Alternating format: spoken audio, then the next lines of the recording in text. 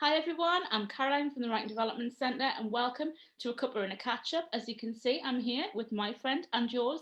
It's Nikki Gardner. Hi Nikki. Hi Caroline, how you doing?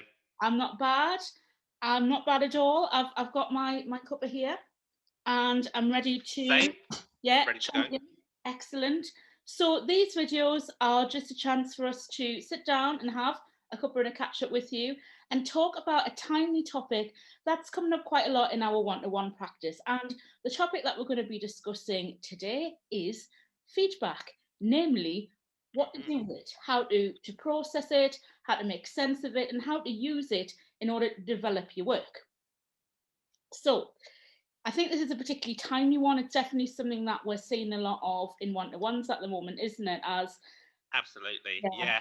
I'd, uh, I'd say about 2/3 at least yeah, will be about dealing with feedback at the yeah. moment.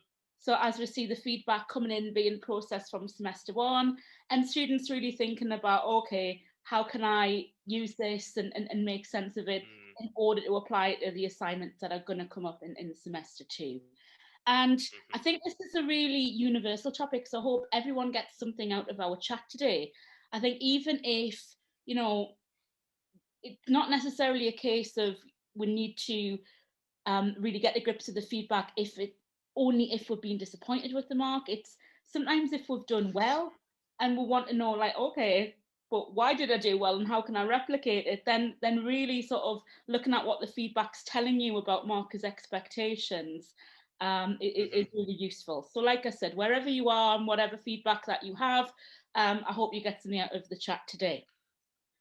So, in the last cuppa and a catch up back in December, um, we were talking about all things time management. And if you watched that video, and I hope you did, um, you might have heard us talking about the 4Ds. But today, when it comes to feedback, we're going to talk about the 3Ds, three different Ds. All steps to take to help us make sense of and implement feedback. So without further ado, the first D stands for Distancing. See how distance. flawless that was. Um, Was so just yeah, that's seamless. so yeah. It is a coincidence that these are just D's, by the way. We're not obsessed for some reason. No. But I think the reason distancing can be really important is that um, as much as we might try and pretend otherwise, getting feedback can be a really emotional experience. And that can range from being absolutely devastating, I know I've experienced that, to, elating. And regardless of where that emotion kind of falls, that kind of emotive aspect of it can often kind of cloud our objectivity when it comes to dealing with the Yeah. comments. So it's useful to try and give yourself a bit of space and time to get used to the marks and to get used to the emotions that might accompany those marks and get a nice kind of a feel for it before looking at the comments. When I was studying, I was often told to look at the comments before looking at the marks so it doesn't get clouded. Now I don't know about you, but I never had the self control to do that. I don't think anybody does No. that. And so I was just kind of going looking through the comments by row, kind of going, come on, I want to see the mark. So a more realistic approach, I think, is have a look at the mark and then give yourself a couple of days or however long you think it takes to feel a bit more comfortable, and then start looking at the comments afterwards. Yeah. I would say I would echo that definitely. Nobody's not going to look at the mark Yeah. first. Unless you're incredibly disciplined, in which case, all power to you. Um, I've never met anyone that's done that either. I think it's very optimistic advice. yes. Yeah. But I would say sort of I think I do talk to a lot of students who do just sort of look at the mark and leave it there, and Mm, it is, I think, like you said, that impulse to kind of, that need to sort of, yeah, do what you need to do and give yourself a little bit of space, but then build in a routine where you do go back mm, and look as well.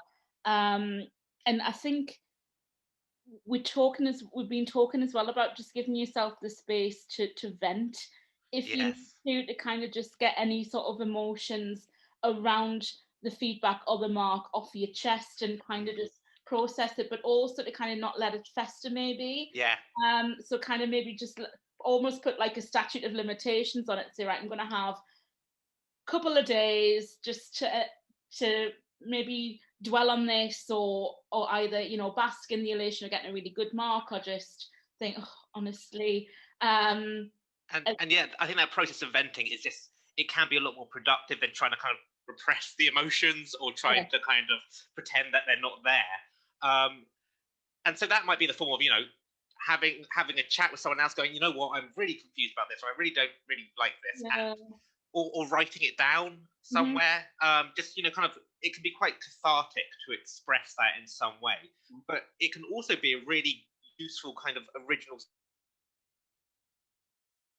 source of thinking about how to move forward, because sometimes within those kind of concerns or difficulties, there might be a nugget of something you can use. So from, you know, personal experience, I remember getting some feedback that was saying, you know, oh, you need to talk about this thing, and I did talk about it a couple of paragraphs down or a couple of pages later, and my venting there was, be patient, I'm going to get to it, you know, kind of go, you know, what's your issue? Now what I found out subsequently, though, is that in there is something that I could have done differently, which is to signpost forward earlier on. And so within that venting, often there's actually a kernel there of something that we can use to move forward. And I think what you're seeing there is just that process of you developing, isn't it? From, but I did do that, or, you know, but, you know, hold your horses, and then actually saying, once you're starting to cool down, oh, I can get the point. And that's what we're going to come to. I think that distancing, as you sort of come out of that first phase, is you're starting to kind of see your work maybe with different eyes. And I think that's what we're going to come to in the next stage. So I think you've hit on something really important there, that actually, as that process of venting sort of gets things out your system, you start to get a sort of clearer view of, okay, absolutely, yes. But it's everyone's natural instinct, I think, when you get a bit of like critique or criticism, to go, I beg your pardon, or sort of bristle. I think you have to be a saint to go, oh, lovely, thank you for making this comment on something that I've tried so hard on. Or it could go the other way, you know, if you've got like some really great mark and you're really pleased with it, and then you see something that worked to improve, you might well think, and I've also done this in the past, I'm going, well, doesn't matter, I still got that mark, when actually, well, you know, there's still stuff that we can work on there. So it does swing both ways. But I think you're absolutely right. Giving yourself the space to vent does allow you to cool down rather than fester. I think the word you used was, and I think that's absolutely spot on. Yeah. The other thing, before we move on to the second of our 3Ds, is I think we wanted to touch on the fact that, now I don't want, neither of us want to be glib here and kind of say, don't take it personally. But there is that kind of need to separate yourself from your work, isn't there? And I think you particularly had something that you wanted to say around that, didn't you? Well, yeah, it is one of those things where it's very easy to say and very difficult to do. And I don't want to pretend that this is we're ever going to get to a point where I am totally distanced from your work and it's an unrealistic expectation. But there is something to be mindful of there. One thing that I found very useful, it doesn't do the entire job, but it can be useful, is paying attention to your inner kind of voice or inner dialogue, and changing from I statements to my statements. And by that, I mean, if you catch yourself saying something like, I don't use evidence well, or I can't plan properly, changing them to my statements, you know, my essay didn't use evidence well, or my process doesn't help me plan effectively. So that I to my, it's a reframing. And I think, and it's also not as easy as that. I don't want to pretend this is an easy thing to do. It takes constant attention, but it is something to keep in mind, because it's such a natural response for us to see something like, you know, if someone says this assignment was inadequate, to hear I am inadequate. And it's just something that we do constantly have to battle against consciously, I think. And I think that awareness, so I love that. I think that's, so that for me, that's often the key to everything, you know, that shift from the internal to the external in a way. It's not you necessarily. And also just being aware that the market, it's like the iceberg effect. The market's just seeing what's on the surface. They're not necessarily, you know, appraised of all the circumstances under which you wrote that essay. they're only able to comment on what they can see. So it is just, you know, a comment on your work and not you. And also, you know, particularly if you did get a bad mark or a mark that you perceive as bad, because that's entirely, you know, subjective. It's not the final verdict on your abilities. You know, you do not have to let that define you. And I know that's kind of, again, everything that is easier said than done, and Nikki and I both are very aware of that. However, I think it's helpful to kind of just train yourself into thinking that that was that essay, that was that mark, and now you've got that experience under your belt, and you've learned from that, and you're already more experienced than you were when you wrote that. You've already moved on, and it's kind of, again, that statute of limitations of sometimes. The first thing I do when a student has a one-to-one with me and they've had a mark that they've been disappointed by is like within the first 10 to 15 minutes, we're like, can we just put that in the bin now? Can we just move past that and start thinking about the assignments to come? Yeah. We've taken everything we need from that now, and let's just not think about it.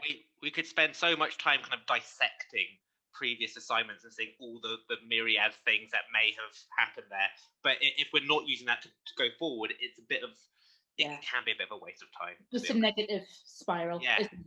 So to sum all that up, give yourself some time to distance, but maybe start then putting the brakes on and start sort of setting yourself some maybe almost like tiny little deadlines of, you know what, I'm going to have 2 days to sulk, or I'm going to have a couple of days to celebrate, then I'm going to start seeing what I can learn from this, which brings us to decoding. Second D. Decode. Sorry, jumped the gun there. No, it's all right. You were just so excited about it. Well excited about decoding. Decoding, I think, is just like, it sounds almost like there's a Bletchley Park ring to it. I just feel like we're into some kind of exciting espionage type stuff here. Very grandiose idea of what feedback is, but you know, I like it.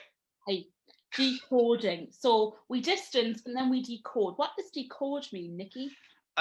It basically means kind of interpreting the feedback that we're given into language that we can understand and something we can work with. Because, you know, the ideal, of course, is that, you know, feedback is entirely self-explanatory and clear, and we know exactly what to do with it. The reality of that is not always, you know, spot on.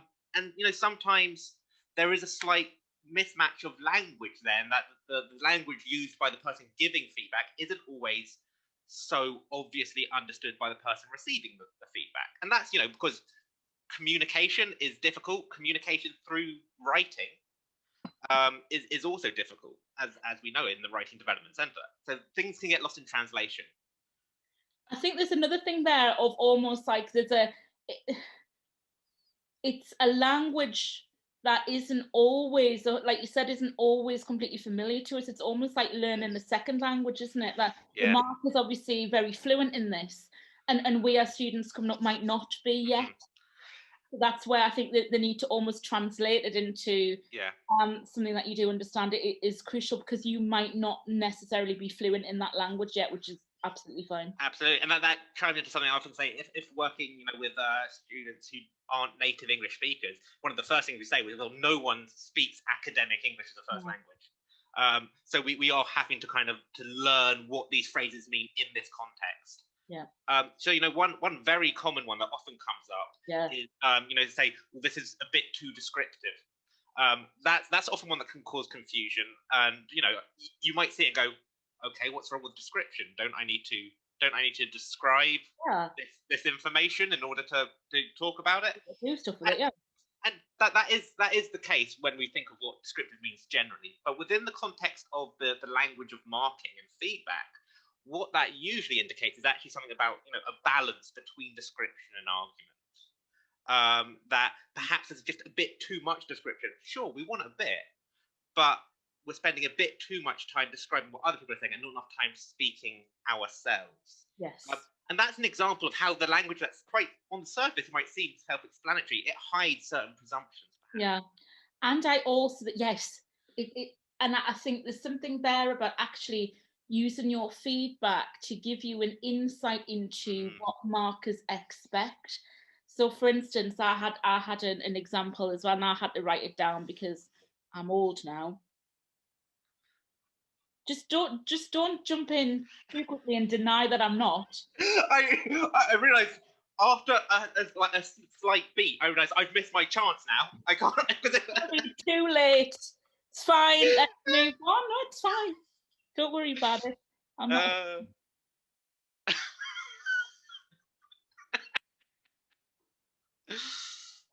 So yeah, again around the decoding. It's what insights do the comments provide you, and again, I think that distancing really helps there. If you think about it more widely than just this essay, what's it telling you more widely about markers' expectations in your subject and at your current level of study?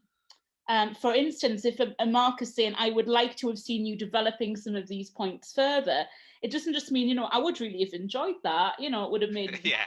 It means actually depth is being prioritized over breadth there. It's kind of saying, at this level, kind of wanting you to cover fewer points, but mind them as deeply as you can and be more critical.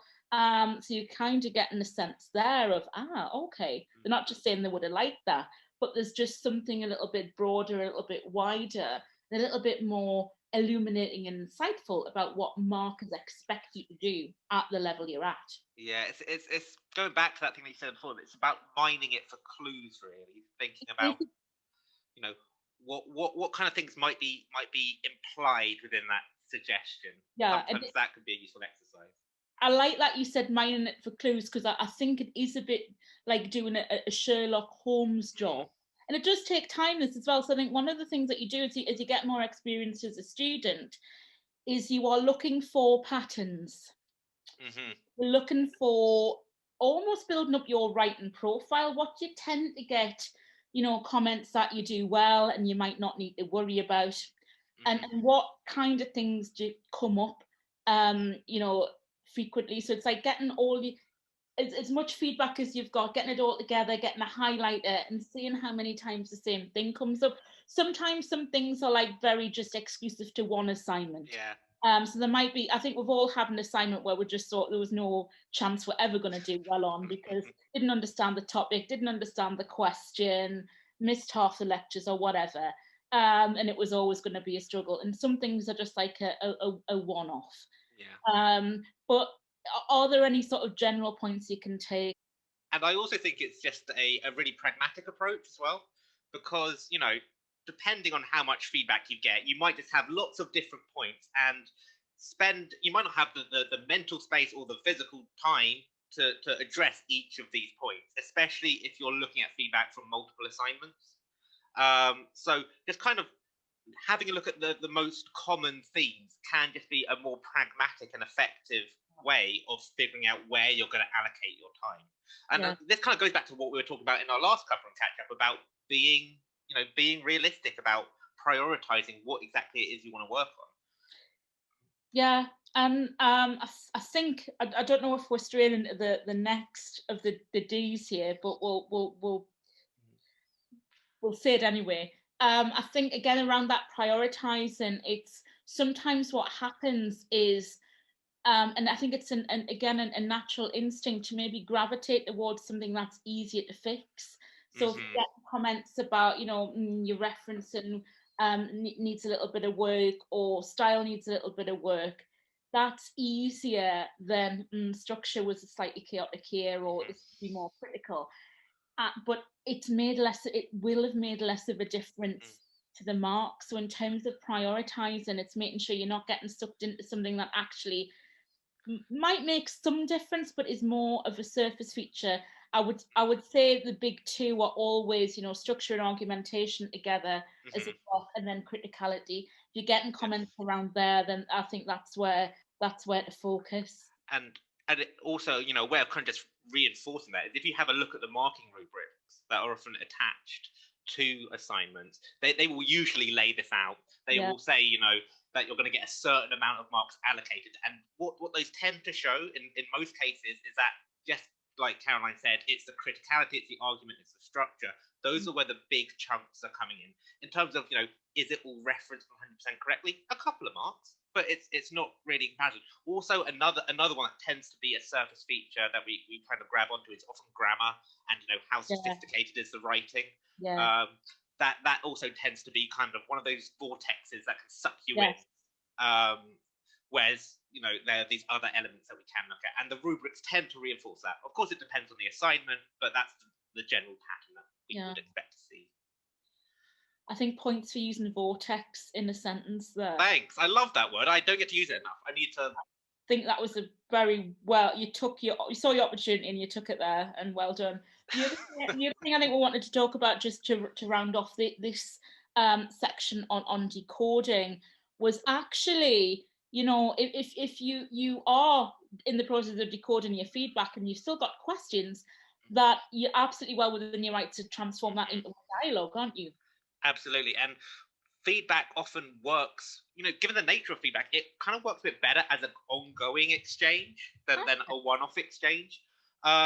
So you can absolutely get in touch with your one of your tutors or the marker if you know who it is, and just ask for a little bit of clarification or just for a bit of a discussion around these things.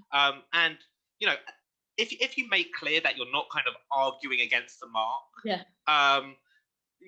most tutors will be more than happy to have that discussion, because it is a conversation or ongoing dialogue is an easier medium to make sure that these comments are being understood as they mean, because I'm saying language can be ambiguous. That's part of the problem of any kind of writing. And if you find that it's harder to understand it in writing, if possible, you might also want to kind of ask for a video chat or a verbal conversation, because it's a different way of getting that kind of information. I think the other thing as well is often when things are written down, this is linking back to how we started talking about, distancing. If the kind of feedback's rattled you a little bit, you thought, well, that sounds a bit rude. Yes, absolutely. Talking to someone, when someone says it to you, it's often a little bit softer. It's a little bit, sometimes you think, oh, okay, right, they didn't mean it that way or whatever. And it can kind of just take any tension out of a situation as well if you just sort of talk it through. So I think that's useful there. There was one more thing actually that I had to say, sort of almost but before you have that dialogue with the tutor, it's interesting. Now I say this with no judgment at all, because I didn't do this either, and it just made me realize. I was talking to a student last week, reviewing feedback, and they said, oh, the marker said my argument's inconsistent. And I said, well, do you think it is? And so I can't remember. And I thought, yeah, that's it. And again, with no judgment, but I thought, that's interesting. You haven't read back through it. And then I thought, I didn't either. I didn't with my work, I didn't want to read back through any of the essays. Like Nicky, I did exactly what Nicky told you not to do. And this is the session, which is just look at the mark, and I'm so over that. I could be a umbrella, and I never want to look at it again. Absolutely. And I think it might be a function of having that distancing as a strategy, as a conscious strategy, knowing that you're going to come back to it later, rather than the very kind of understandable approach of going, okay, I've seen the mark, that's done, I want to move on with my life. But actually, if you read back through the work once you have the feedback is giving you another lens to view your work through. And actually feeding into what your editing process could be. You're a more experienced student, you're a more experienced writer now than you were when you wrote that. And you've got that feedback of kind of making you, giving you a bit of extra context, giving you more insight into what markers' expectations are. So can you see what the marker's getting at now? And if so, how might that help you develop critical awareness of your work that will help, train those editing muscles? And then I think if you're reading through it and you think, you know what, I can't really see where they're coming from, that's when that dialogue can happen. But I think if you do sort of train yourself, don't do what I did, and sort of do, once you've got that distance, read back through your work in light of the feedback. And I think that's really sort of helping you develop self-criticality, which is what you need. Absolutely, yeah. I think, in a way, one of the things that feedback does is it's like giving you a pair of kind of goggles that you can look back over your work and see it from a marker's perspective. Or closer to a marker's perspective. So that is a great opportunity, really. I think that's when you think, okay, and then you start thinking, all right, I can see why I did that. Why did I do that? How can I not do that in the future? What strategies can I develop, which leads us nicely, I think, into the final of the 3Ds, which is... The third D is doing something with your feedback. Yes. So we've got distancing, we've got decoding, and we've got doing. Yes. And that's really just kind of, making an active plan, because I think one of the common tendencies is we get some feedback and we kind of go to ourselves, okay, I'll keep that in mind, in that kind of vague way. But when it comes down to doing an academic assignment, there's a lot of other stuff in your mind, so there might not be space to keep it in your mind. Yeah. So planning beforehand exactly how you're going to action that feedback can be a really kind of useful way of ensuring that you are taking forward some kind of different strategy, different approach, some new lessons there. Yes, and I think as well, think about what insights has the feedback provided you in your writing process. So all issues in the product can be linked back to something in the process, I find. Yes. So for instance, if you structure, you've got comments about the structure, would changing your approach to planning help you bring that under control? If you get comments like, irrelevant material keeps creeping in, is that something that you could, add into the editing stage, sort of have a check for, is this need to know, is this nice to know, how does this help me answer the question? So it's almost trying to translate that into a strategy that would help you. So I think the step is, okay, what insight does this give me? Adding that to almost like an editing checklist or a feedback checklist, then thinking, what strategy could I bring in? And that is also where we would come in if you want to have a chat with us, and we'll let you know how you can do that at the end of the chat. But yeah, I think that's the kind of process around it, isn't it? Yeah, I think that's absolutely right. That writing is a process, and there are lots of different parts. It includes reading, it includes drafting, it includes planning, and just figuring out what's the most kind of what's the ideal place that we can start putting in some interventions. Yeah, it's not always at the very end, which is what we kind of tend to do, I think. It's staging interventions at an opportune moment, I think. Yeah, it could be that actually what's happened is you've run out of time. You didn't edit your work enough because you didn't have enough time, because you spent so much time reading. Yes. It's about streamlining your approach to reading that will help you. So it's not, like you said, it's not just about editing or adding an extra check-in stage at the end. It's about there's all different points within the process that issues could have arisen. And that's literally a conversation I had yesterday, which was, a student talking about, well, how can I make my editing more efficient? And it's like, well, actually, we don't want to reduce the amount of time editing. It might be that it's the first bit, it's the reading process that we could shave a bit of time, and we won't want to spend a bit more time actually. So that kind of process view of what it is to produce an academic assignment can give you a bit more kind of flexibility in terms of where we're staging these interventions. I keep repeating that phrase because I just came up with it and I quite like it. Staging an intervention. Yes, I quite like that. I didn't come up with the word. I guess no, that's in the context of feedback. Yes. And I think the final thing that we had for this is sometimes, and especially now, I'm really hearing from a lot of students who are like really feeling like the social isolation of not being able to like bounce ideas around with their peers, and it kind of not kind of, oh, did you get that feedback as well, or maybe we can work together. But if you can sort of work some way of building in peer review, swapping essays with someone that you trust, they might be able to see things that you're too close to see. The other thing as well is if you kind of tell them, so raise their awareness, kind of say, would you check my structure? Or, I've been getting feedback that suggests I don't develop my points enough. What do you think? And then as well, I think what really helps, because I've done this before in the past, what really helps boost your confidence is that you're thinking, because you can't see it in your work, you can't do it. And that's not, you can't see it in your work because it's really hard to see it in your own work because you've written it and you're too close to it. You can see it in someone else's. You're like, oh, well, I do have that basic awareness and I'm able to do that. And actually, that peer review builds your confidence. It gives you some help, but it also boosts your confidence because you're like, oh, I can help someone else too. Yeah, I think that's such a great point, actually, that often if we're having difficulty seeing something in the work, it translates to some kind of, oh god, I just can't see these issues. Yeah, But you're I absolutely don't know spot what on. a It good might be closeness. I don't know what a good structure looks like. I don't know what criticality looks like. You do. It's just really hard to see it. So, Right. and so you may find that you do sometimes do a bit of peer review before submitting the assignment.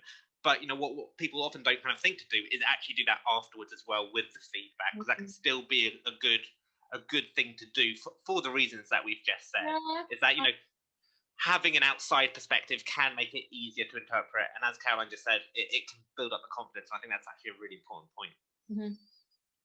Okay, so hopefully that's given you a little framework to apply when you've got some feedback and you want to know, okay, how can I best make use of it? So distance, give yourself some distance, vent, get it off your chest, whatever. We've talked about then decoding, going back through, finding patterns, prioritizing what you might want to work on, and then doing how you would apply that feedback.